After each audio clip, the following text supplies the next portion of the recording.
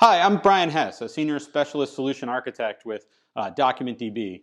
I'm going to talk a bit today about what's new with DocumentDB with MongoDB compatibility. So we'll start kind of with some of the major features, the kind of headline topics that we had this last year, and then we'll move on to some of the other important additions that kind of flesh out the DocumentDB feature set, and then we'll move on to a nice little demo of some of the major features. And then that's sort of what we'll cover today. So just to remind folks, Amazon DocumentDB is a fully managed, scalable document database that supports MongoDB workloads. And as we look at sort of the year at a glance and what we've done in the course of the last year, you can see here a steady stream of features that have rolled out over the course of the year. And all these really start with the customers telling us what are the features and the instance types and the regions and the integrations with other AWS services that are most important. We use that to set this roadmap, and then we put out features on a regular basis to satisfy those most asked for requirements. So if you've got things that you're most wanting with DocumentDB or integrations with other services, make sure you let us know. And that really helps us flesh out a really strong roadmap throughout the year. And we sort of endeavor to put this steady stream of features in your hands. So with that, let's start with some of the big things that we've launched this year. Probably the one that's gotten us the most charged up, and one of the biggest asks that we've heard from our customers has been to support MongoDB 4.0 compatibility. So previously, DocumentDB supported MongoDB 3.6 compatibility and that feature set. But MongoDB 4.0 has a number of interesting features that we were hearing from customers as to what they wanted. The first one here on the slide is change streams. So change streams is a way to tap into the changes in a database, very much like a change data capture. Then you can process those changes and do other things with them, feed them downstream, make a notification, etc. Previously, we had the ability to watch a collection and that we had a window of the changes that were retained for up to 1 day. So the first thing we did is we extended that window from 1 day up to 7 days, and you can configure that in your cluster. Previously, you had the ability to start watching from now or picking up a stream that you had previously opened and pick up where you left off. But there wasn't really a way to jump into the stream at a particular time. So we added this start at capability. And the example here on the right, we see towards the bottom that we're starting at noon on October 1st. So this is assuming within those 7-day period. And we're watching the changes from that point on. We'll look at that a little bit more in the demo later on. The other thing we did is not just watching collections themselves, but watching changes at the database level. So watching them at the database level, we'll see all the changes to any of the collections in that database. We also have the ability to watch at the cluster level. And you can see all the changes to all of the collections in all of the databases. So a really nice way to look at changes across the board. In addition to that, with 4.0 compatibility, we also did a number of performance improvements. And we also improved role-based access control and a few new operators. But probably the biggest thing that people were looking for with MongoDB 4.0 is transactions. So transactions are a really nice way in databases to group a number of writes together. And the idea is that you will see those as if they happen simultaneously. And that's a really nice way to handle this sort of atomic update of a database. And we can do that by updating multiple documents within the same collection. So we could consider this use case that we see at the bottom. Financial transactions is a pretty common example people talk about. And the idea is that if we had a collection where the documents were the balances for each of our customers, we would want to update and take $400 away from John and give it to Carlos. We'd like to have those viewed atomically. We'd like to not have a customer or a user be able to view an intermediate state. So for instance, if we took the money away from John before we gave it to Carlos, we wouldn't want someone to come in the middle and notice that there's $400 that's just missing. Similarly, if we gave the money to Carlos before we took it away from John, we wouldn't want to see $400 appear out of nowhere. To other applications and other clients, they should see that the $400 moved as one unit. We also have the ability to update multiple collections. And so a scenario there, we might have, say, a hotel reservation type scenario or some kind of resource that you're scheduling. In one, we would have a collection. In one collection, we'd have the resource collection. So here, maybe it's rooms, saying when it's available and who has signed out the room or who's been made a reservation for it on which day. But we also have our users, and they're going to want to have access to all of the rooms for the reservations they've made. And so we'd want to reserve the room and update the room collection, but we'd also want to go on over to the user, in this case Jane, and update her profile to say that she had reserved that room. And we wouldn't want to see some intermediate state. We just want to see those two things happen simultaneously. And transactions allows us to do that. Cloudwatch is an important part of Amazon DocumentDB and how we can see what's going on in the cluster. And so when we rolled out transactions, we rolled out a number of metrics so you can get some visibility into what's going on with transactions and be able to set charts and alarms if you need them. So if we take a quick look at how this appears to the developer, this is a JavaScript example. If you're familiar with MongoDB, this is using the MongoDB APIs, so it should look familiar. The first step here is to create a session. A transaction occurs within a session. So you start this session up top, and then you start a transaction in that session. So all of the updates that are going to happen after that within that transaction will be bound up together. So we see here that we're going to take $400 away from account 1, and we're going to give $400 to account 2. And up until this point, if you're outside of the transaction, if you're in another connection to the database, you don't see either of those operations. Then we commit the transaction. And when we commit the transaction, once that's complete, now everybody observes those two operations as if they've happened. Then we do some cleanup with ending the session. So pretty straightforward way to do this. Again, this is a JavaScript example. I have an example in the demo that's using Python in a very similar fashion. So beyond MongoDB 4.0, another couple really important additions to highlight here. The first of those is the T3 instances. So this is a really nice, lightweight instance type and has therefore a nice price point to go along with it. It's less than 8 cents an hour. We like to say it's cheaper than a cup of coffee a day. 2 cores, 4 gigs of RAM, and this is really a nice development and test environment instance type. We got a lot of requests for having lower powered instances for the cases when you didn't need performance, like dev test and integration and capability and functionality testing. And so T3 instances fits that need very nicely. We also do, there are some workloads out there that are just pretty modest and they don't need to have a really powerful instance. And this could apply for those use cases just as well. Now I did want to highlight there is another feature of DocumentDB that got rolled out previously which allows you to stop a cluster. And so from a cost optimization point of view, the idea of the lower cost instances like T3s and this ability to stop a cluster is a really nice, it's a very attractive thing for dev test.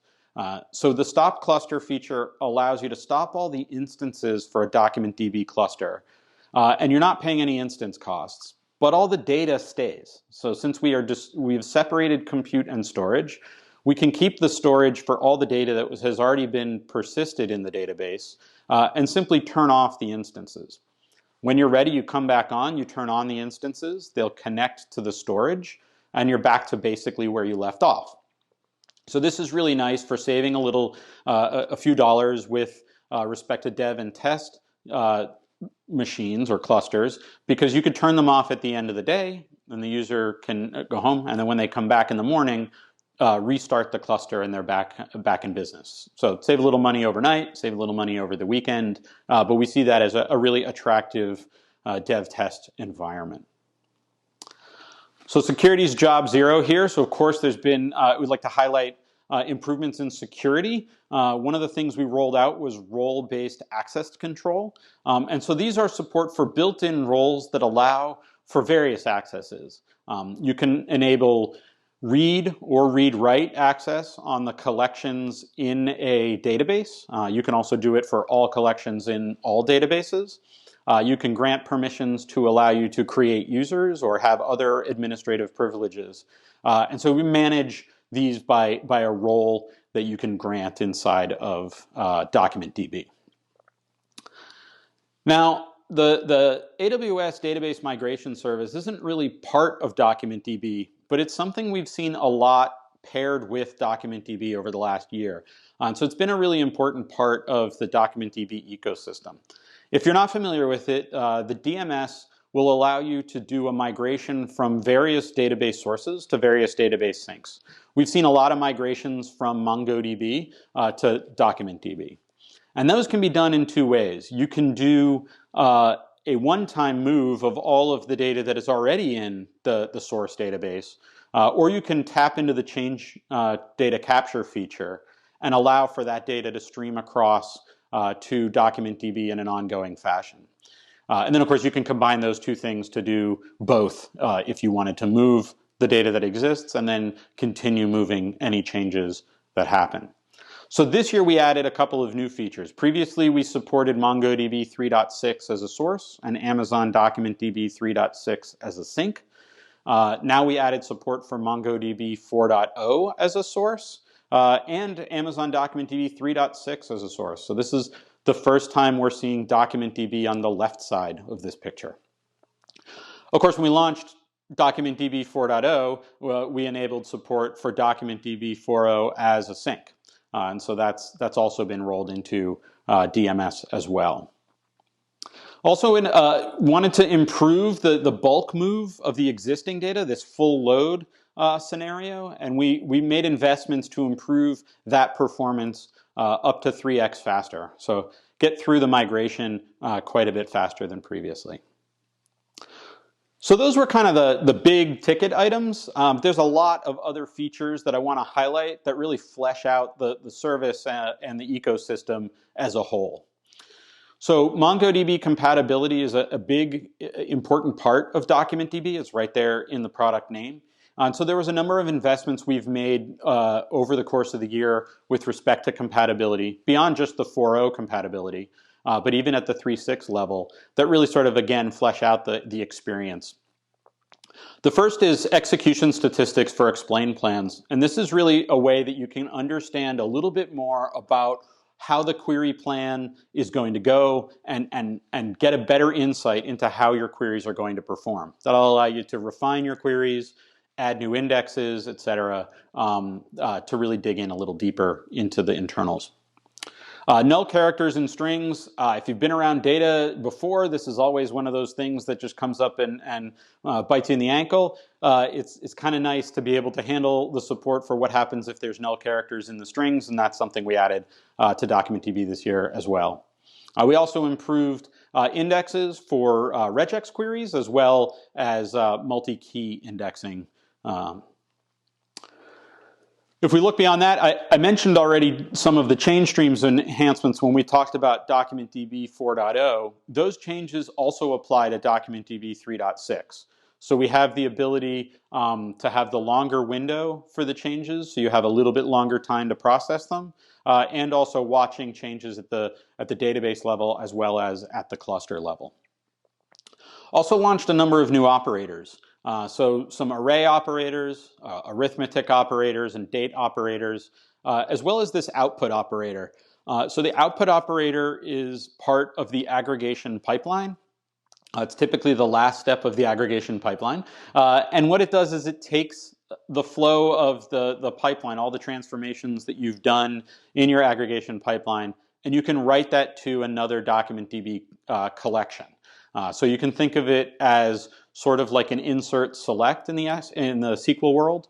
But it's a really nice way to take the output that you've done, and instead of returning it to a client, you can put it into a collection that can then be queried on its own. So it's nice for doing summaries, etc. I mentioned some of the security stuff around role-based access control before. Another one in the security bucket to talk about is cluster deletion protection. So what we really wanted to protect against was the scenario where somebody accidentally deletes an entire cluster and you accidentally delete terabytes worth of data. Got a little bit of feedback that it would be really handy if we could make it just a little bit more difficult to do a full cluster delete, because it's something you really want to be careful with. So with cluster deletion protection, we have a flag on the cluster in its configuration. When it's enabled, you can't delete the cluster. And so deleting the cluster becomes a two-step process. The first step is to go and disable that flag, so modify the cluster configuration to disable the flag, and then you can delete the cluster. And so it's a really handy way to just protect against it. It is possible to override that and disable the flag on creation of the cluster. It's moving a little fast and loose, so typically we do. So it is defaulted to being on for safety's sake. On the resource side, we got some feedback about wanting to increase some of these limits that have been in DocumentDB. So the first thing we did is we increased the number of users you can create in a cluster by 10x. So you can create now up to 1,000 users in the cluster. Cursor limits are the sort of number of open cursors you can have to the cluster. Previously, it was sort of one limit for many different instance types. Now, as the instance class gets more powerful, we support more open cursors concurrently, up to a total of 4,560 for our largest instance type. Similarly with connections, connection limit has also been raised so that the more powerful instances can handle more concurrent connections, up to 30,000 connections for our most powerful instances. So if we switch gears a little bit, we also launched DocumentDB in 4 new regions, so 3 different sort of country regions around the world, as well as GovCloud for US West. So this greatly expands the footprint of DocumentDB throughout the world. Now, one of the key things that's a nice differentiator for DocumentDB is the integration with other AWS services. I already mentioned Cloudwatch plays a really important role for DocumentDB and other services to really get an understanding of what's going on inside of the cluster and inside the service itself. So as we launch new features, we launch new metrics. But we also launch new metrics when we just get an understanding that it would be useful to have a deeper view and be able to inspect more of what DocumentDB is doing.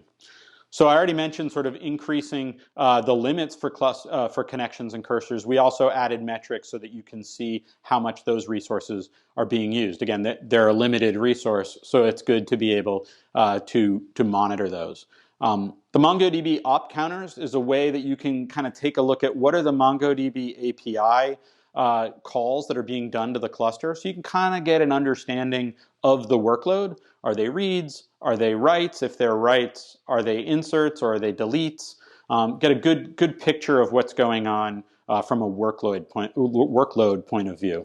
And then a number of other metrics that, again, sort of fill out the ability to inspect and introspect DocumentDB.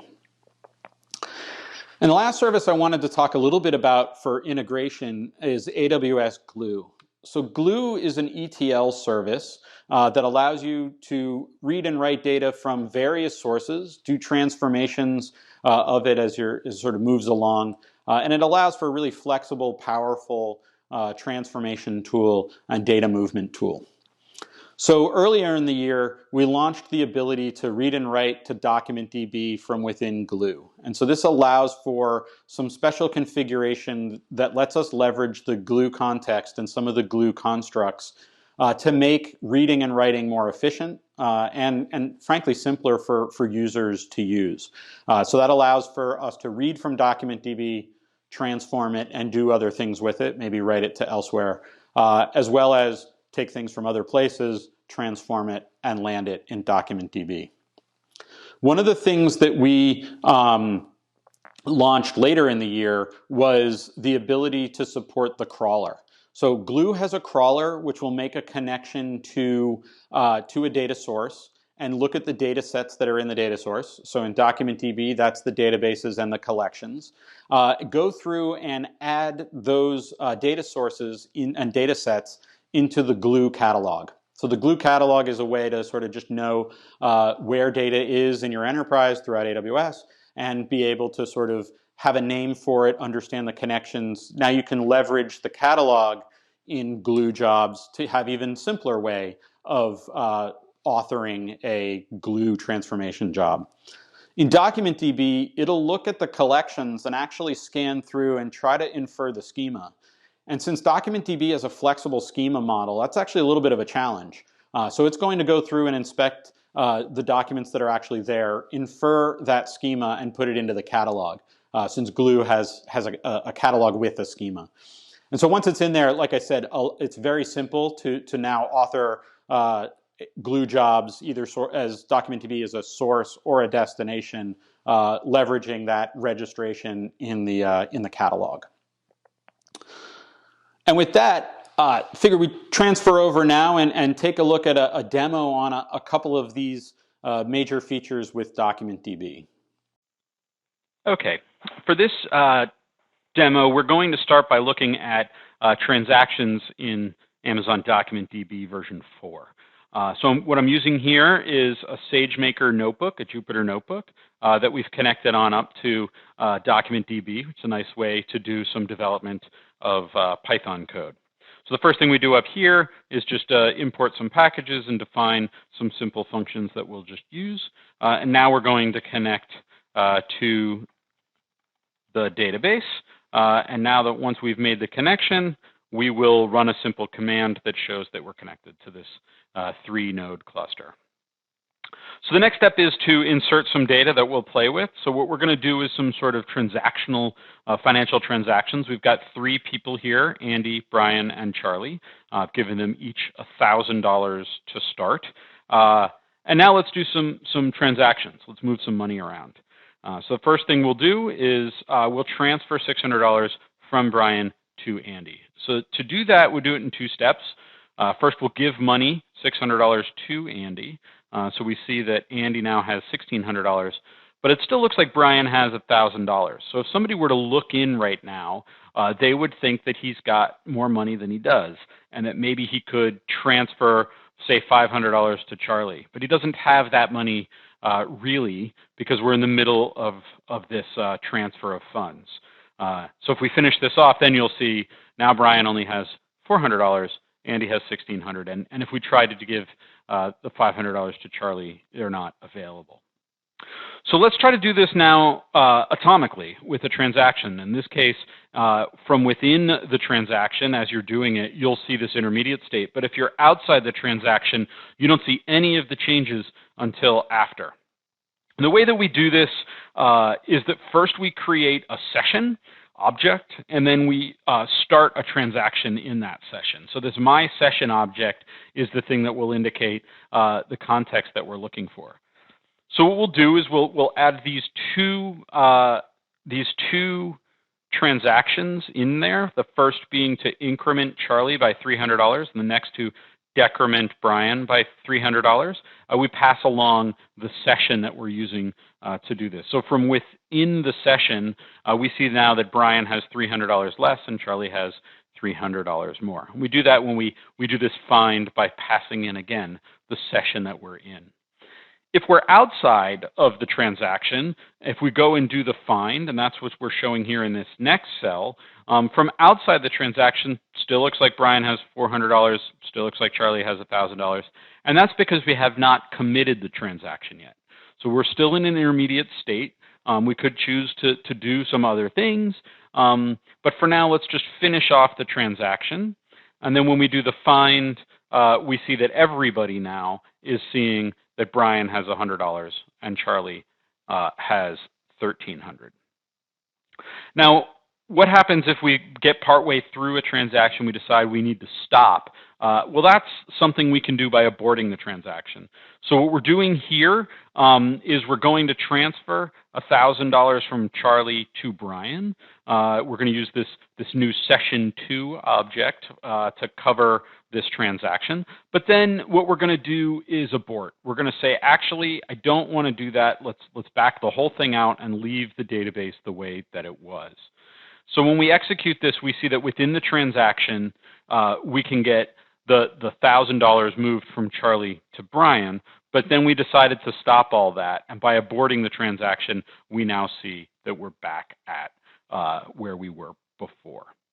So transactions, really powerful, allow us to sort of isolate all of these operations into one unit and then get done atomically, either done together or rolled back together, and so other users and other views of the data sort of stay consistent and don't see sort of the work in progress. All right, so that's transactions. Now I want to show a little bit on change streams. So for change streams, what we've got, again, another notebook here where I've got some stuff already filled in. I wanted to generate the data ahead of time. So again, at the top, we see we've got some packages and functions we're going to use. We make another connection to the database, and we print out the simple admin commands to show that we're connected. And now what we're doing is we're enabling change streams. And we're going to do this by enabling it on all databases and all collections in the database. And we'll show that a little bit as to the various ways that we can leverage that. And then I inserted some data. The idea here, we go back to Andy, Brian, and Charlie, and this time they're ordering off of a menu. My menu items have hamburgers and cheeseburgers and French fries, sodas, and milkshakes, so sort of a fast food kind of environment. We're going to generate this by doing 40 iterations, and we're sort of going to increment the number of items they're buying as we go through the iteration. I'm going to pick a random person and a random number of items. We'll print out sort of the timestamp that we were using to do the insert. And so here we see that Charlie bought a hamburger, and then 2 seconds later, Brian bought 2 hamburgers, and then 2 seconds later, Andy bought 3 milkshakes, 4 French fries, etc. So with change streams, what we'd like to do is we'd like to jump on in. Previously, we could jump into the end of the change stream and only process new events that were coming in. Or if we had been watching a collection, we could have saved off kind of an intermediate token that says where we were in that change stream and resume from it. But there wasn't a way to say that you wanted to start at a particular time. So I'm going to copy this data over just into this notepad on the right so that we can see the data as we move forward. What we're going to do is we're going to start at November 24th at 9:39 exactly. So that should be sort of right between these two events. So the next thing we should see is Charlie buying 14 French fries. So let me set this up. We'll jump in there. We're going to watch this collection. We see here that we're doing a collection watch, and we're starting at the operation time, which is this timestamp. So if we get the next thing, we see, sure enough, there's Charlie buying 14 French fries. We see that was done a second after we had started this change stream watch, so from the middle. So if we were to say get the next 2, we just have this stream that we've opened. Let's just go try to get the next 2 events. And we see that the next event is Andy buying 15 milkshakes, and that's correct. And then we see Charlie buying 16 French fries, and that's correct. So now we showed how we could jump in on a particular collection at a particular time. One of the other things that we added to DocumentDB was the ability to jump in and watch at the database level. So if we watch here and we create a new stream at the database level, again starting at the same time as we've been doing as above, this time we'll be watching all of the changes for all of the collections in this database. And so if we run this, we see there's not a whole lot else going on. So the event that we see is, again, Charlie buying 14 French fries a second after we jumped into this. And then lastly, one of the things that we can do is actually watch the changes all the way at the whole cluster level. And so this is all of the changes across all of the collections in all of the databases. If we do this and again start at the same time, again, not a very busy system. So what we'll see again is the Charlie buying 14 French fries. So this is a really powerful way to jump into the change stream at a particular time of your choosing and be able to process events as they stream in after that. So we got change streams and transactions, two really, really interesting and powerful tools with DocumentDB this year. All right. So now if we take a look at the sort of year at a glance again, we see, again, DocumentDB, we've rolled out a lot of features over the course of the year in terms of major features like MongoDB compatibility with 4.0 and transactions, as well as other features to flesh out the DocumentDB service. We got new instance type of T3 instances, great for dev test and lighter workloads. Multiple regions have been rolled out over the course of the year, 3 new regions and GovCloud in the US West, and then integration with a number of AWS services. So really feel like there's a lot of great new features here. Really excited to see what you all can build with that over the course of next year. Did want to take a quick call out for a couple of other DocumentDB related talks during reInvent. The first one here is one from Zulily. I was going to talk about what they've built with DocumentDB and Kinesis data analytics, as well as a talk giving a deep dive on DocumentDB, and another one about migrating databases to DocumentDB. And with that, I want to thank you. I look forward again to seeing what you all build in the coming year, and thank you for listening.